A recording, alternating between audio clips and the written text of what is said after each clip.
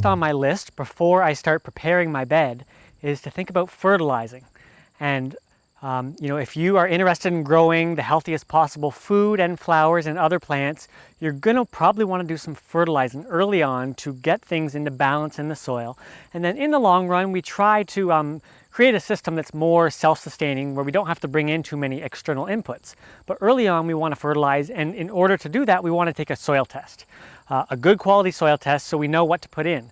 Obviously today I can't do that because I only am doing this in one sort of afternoon here.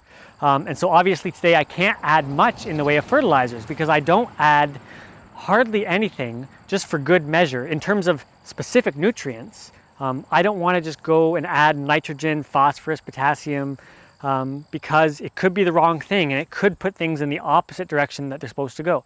That's why soil testing is so important. But there are two that I will add without a soil test. And the main one is rock dust. And this particular brand here comes in a very nondescript bag. I actually paid $50 for this 50-pound bag, and that was too much. I did that this spring because I was doing a lot of teaching with it, and so I wanted to have it. But normally I'd hope to pay $20 to $40, $40 max for a 50-pound bag. And if I were doing a bigger property, I would go to a quarry, try to find some rock dust from them, and then you get it, 100 times cheaper. But you have to do a little testing with that to see if it's a good dust, and so that's why, if you get something that's a good brand, then you're good. So what rock dust is, sometimes it comes from volcanic sources, but often it's from like a glacial source. So when the glaciers moved and they brought a bunch of different rocks together, and then what a rock dust is it's that stuff pulverized, and I'll show you a little bit of it here. Even if it's not that windy, it's so, the wind often takes it away because it just looks like that. And so what that is it's really a broad spectrum fertilizer. It's not just nitrogen, phosphorus, potassium. It has dozens of nutrients in there that come from all these different rocks that have been ground up together. And it really is one of my most favorite fertilizers, and it's something you can use anywhere without having a soil test. So I might put 50 pounds of this down on 1,000 square feet.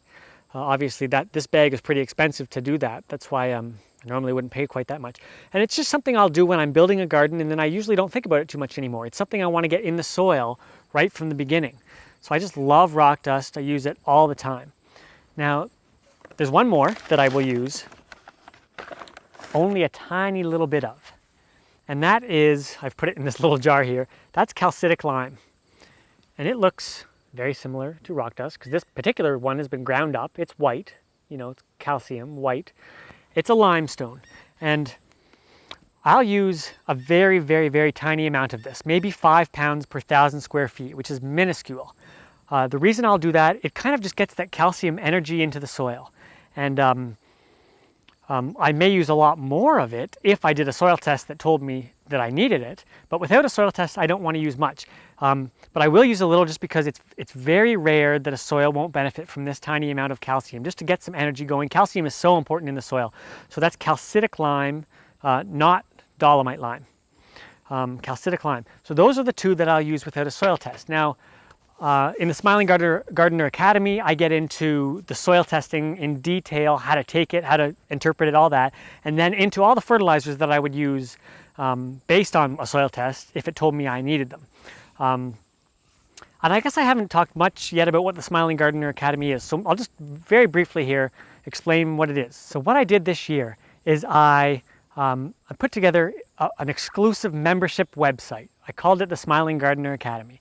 And it really is for people who are excited to learn about how to really make their soil amazing, and how to, I go into soil, I go into the soil food web, composting, microbial inoculants, all this soil testing stuff, design, and I get into food plants and how to plant them and how to plant a tree and all kinds of stuff like that, like really detailed, people who really want to really make an amazing garden. So it's not for everyone. It's people who are excited by this stuff, as like I am, really passionate about learning about it, and willing to put in a little bit of work up front. It's not a lot of work, just a little bit of work to really take your garden to the next level.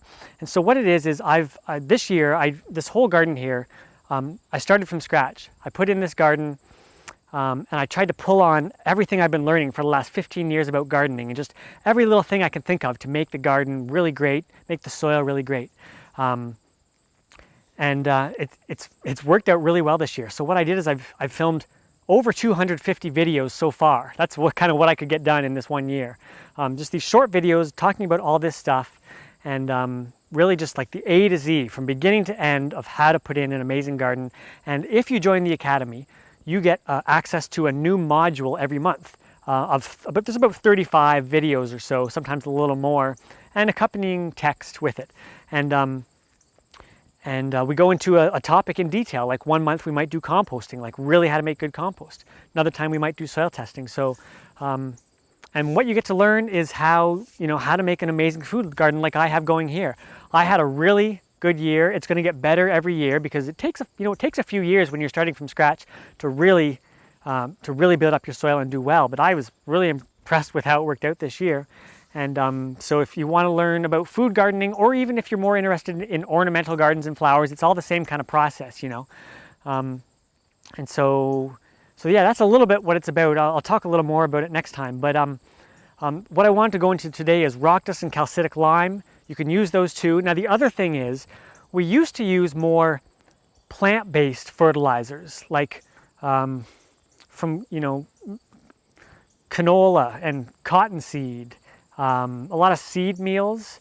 What else did we use? We used corn gluten, soy, a lot of these things that are now being genetically modified. And we really don't want to bring genetically modified stuff into our garden. So we can't use that anymore, in my opinion. I'm pretty strict about the GMO thing. We can still use, one really good one is alfalfa, another broad spectrum fertilizer, basically. But it's now been approved for genetic modification too.